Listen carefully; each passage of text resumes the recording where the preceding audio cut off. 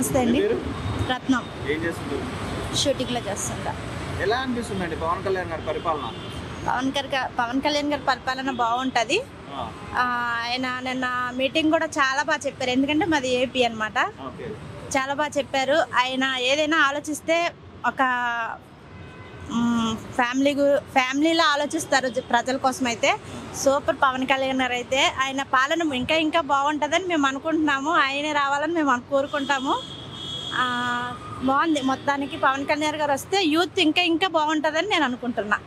అంటే ఆయన మాట్లాడే ప్రతి మాట కూడా చాలా వినూత్నంగా మాట్లాడతారు. అంటే ఇంతకుముందు రాజకీయ నాయకులు మనం చాలా మందిని చూసాము, చాలా డిఫరెంట్గా మాట్లాడారు. అంటే వాళ్ళు ఫ్యామిలీని తిట్టడం కానీ, వల్గర్ లాంగ్వేజ్ వాడడం కానీ అలా ఉండేది. పవన్ కళ్యాణ్ గారు అలా ఏం మాట్లాడకుండా చాలా స్పష్టంగా మాట్లాడుతున్నారు. ఎలా అనిపిస్తుంది మీకు? అదేనండి, అది సంస్కారం. పవన్ కళ్యాణ్ గారు సంస్కారం అంటారు దాన్ని మా భాషలో. అంతే. ఆయన పెరగడం ఆ విధంగా పెరిగారు. అందుకే ఒక అమ్మాయిల్ని కానీ ఒక అమ్మాయిని బట్టి వాళ్ళు ఎంత తిట్టినా కానీ వాళ్ళ ప్రవర్తనని బట్టి మాట్లాడతారు. బాగా ఆలోచించి మాట్లాడతారు, లోతుగా మాట్లాడతారు.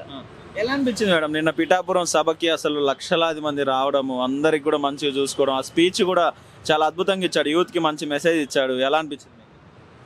బాగుందండి మొత్తానికైతే. అయినా ఎక్కడ మీటింగ్ జరిగినా కూడా లక్షల్లో కాదు, కోట్లలో కాదు. అంటే ఆయన హీరో ఇండస్ట్రీలో ఉన్నారని కాదు, కానీ ఒక ప్రజలకి మంచి చేయాలని ప్రజల్లోకి వచ్చారు.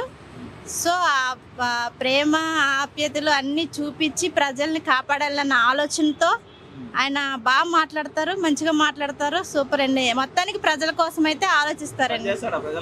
ప్రజల కోసం పక్కా పనిచేస్తారు. ఎందుకంటే ఆయన మూవీల్లో చేసే ప్రజలకి చాలా హెల్పింగ్ చేశారు.